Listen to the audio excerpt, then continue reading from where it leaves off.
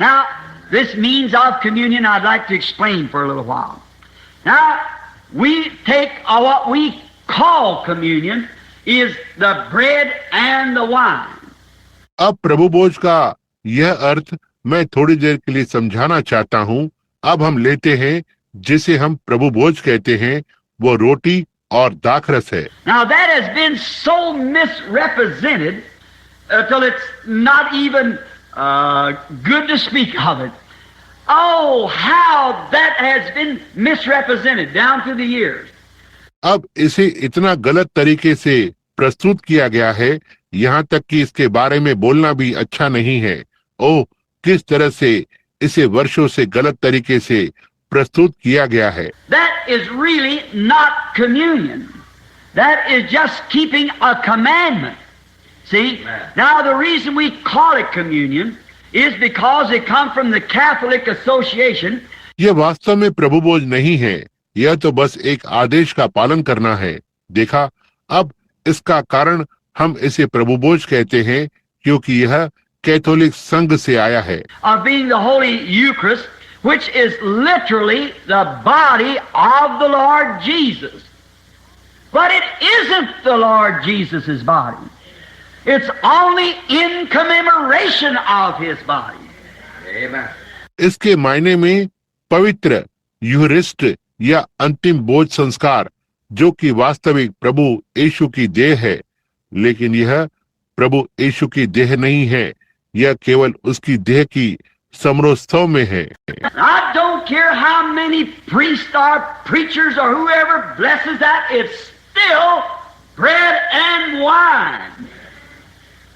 मैं परवाह नहीं करता कि कितने याजक या प्रचारक या जो कोई भी इसे आशीषित करता है, यह फिर भी रोटी और दाखरस है। There is no priest, as they tell us, that God is obliged to listen to the priest when he turns the communion, what they call communion. कोई भी याजक नहीं है, जैसा कि वे हमें बताते हैं कि परमेश्वर बाध्य है कि वो याजक की सुने जब वो प्रभु भोज को देता है, जिसे वे प्रभु भोज कहते हैं। In the Eucharist, into the literal body of the Lord Jesus, then the believer takes that, and that is communion. That is wrong.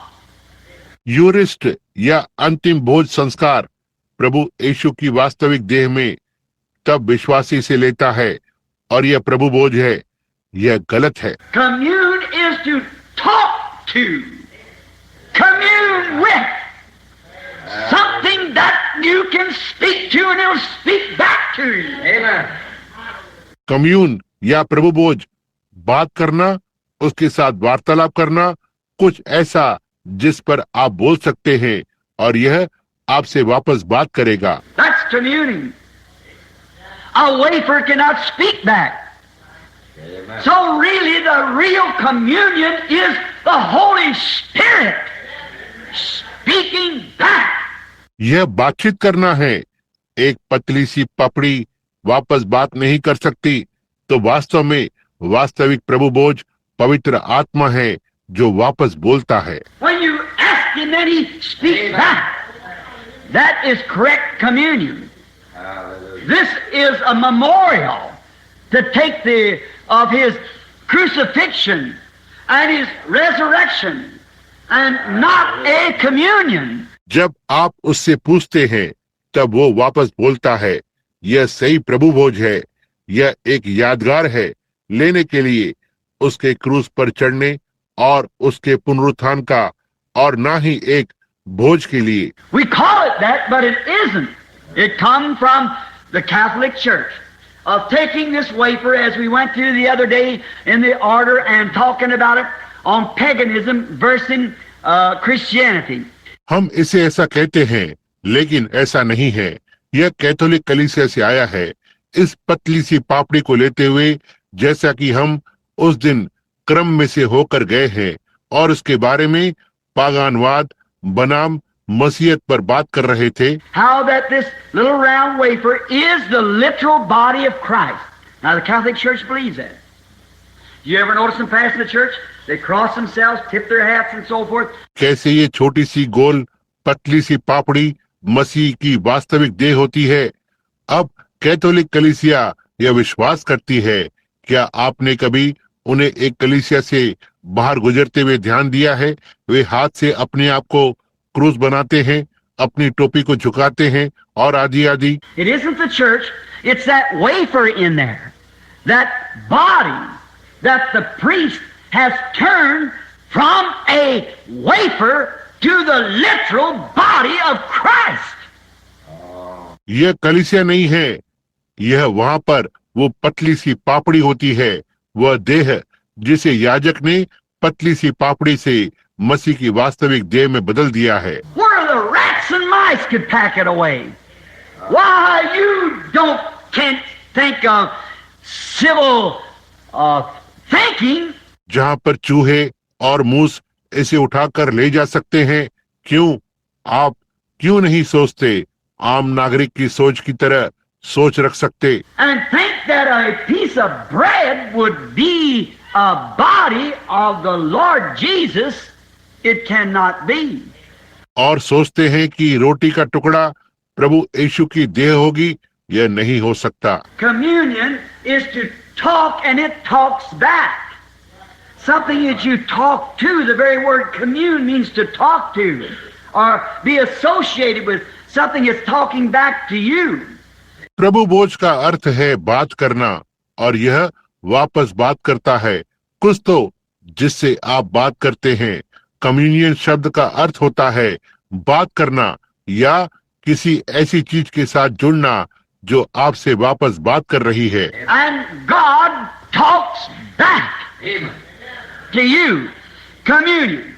And it's still bread and wine that we call communion. और परमेश्वर आपसे वापस बात करता है, प्रभु भोज, और यह अब भी रोटी और दाखरस है जिसे हम प्रभु भोज कहते हैं। Now, Jesus said here, as I read, my body is meat and drink. My body and blood is meat and drink. अब यीशु ने यहाँ कहा, जैसा कि मैंने पढ़ा, मेरी देह मांस और पेय है, मेरा लहू देह और लहू मांस और पेय है। Now we want to think of Jesus and associate him, what he was, what is his body? What is the body of Christ? अब हम यीशु के विषय में सोचना और उसका साथ चाहते हैं, वो जो था, उसकी देह क्या है, मसीह की देह क्या है? It's the body of believers that's associated with him in the Holy Spirit. Not an idol, not a piece of bread, but a spirit that's in the heart of the believer.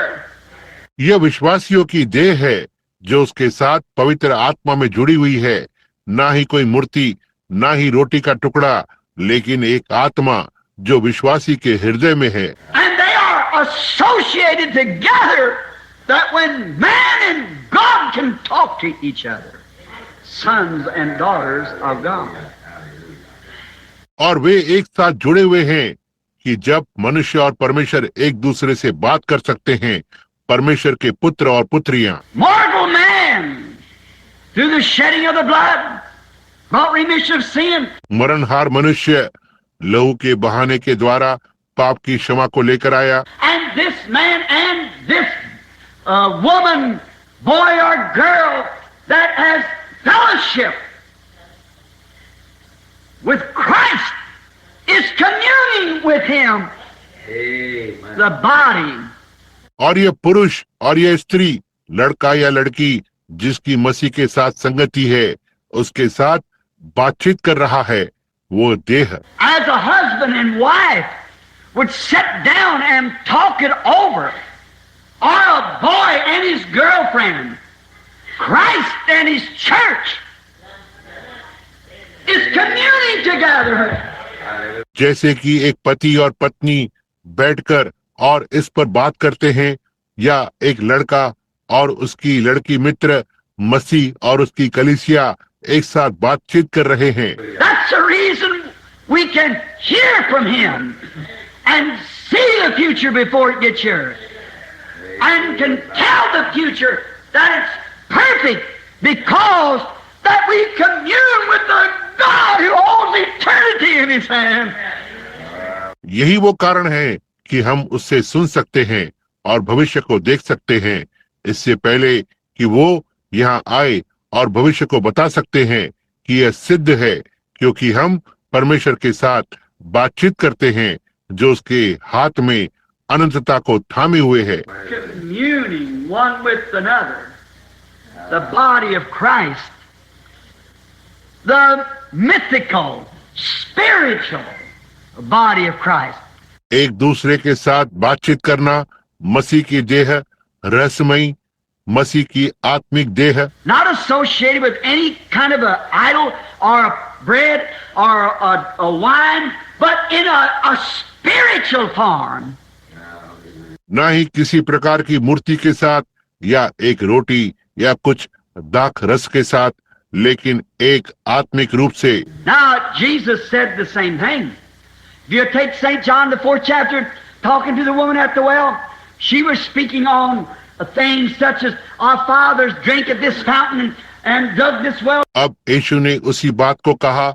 आप संत यूहन्ना को लें, 4था अध्याय, उस महिला से कुएं पर बात करते हुए वह इस प्रकार की बात पर बोल रही थी जैसे हमारे पूर्वजों ने इस सोते में से पिया और इस कुएं को खोदा। Jacob and gave of his children and his cattle of this water, and you say worship in a certain city and others say in this mountain. याकूब ने और अपने बच्चों को और पशुओं को इस जल को दिया और आप कहते हैं किसी नगर में आराधना करो और दूसरे कहते हैं इस पहाड़ पर। Jesus is as much as said, just a minute. We are Jews and we understand what worship means. यीशु ने इतना तक कहा, बस एक मिनट रुकना, हम यहूदी हैं और हम समझते हैं कि क्या है आराधना का क्या अर्थ है। But listen to this woman. The hour is coming and now is that the true worshipers will worship God in spirit and in truth. लेकिन इसे सुनना महिला, वो घड़ी आ रही है और अब है कि सच्चे आराधना करने वाले परमेश्वर की आराधना आत्मा में और सच्चाई में करेंगे। My word is the truth. Amen. And the Father seeks such that'll worship Him in spirit and in the word, the truth.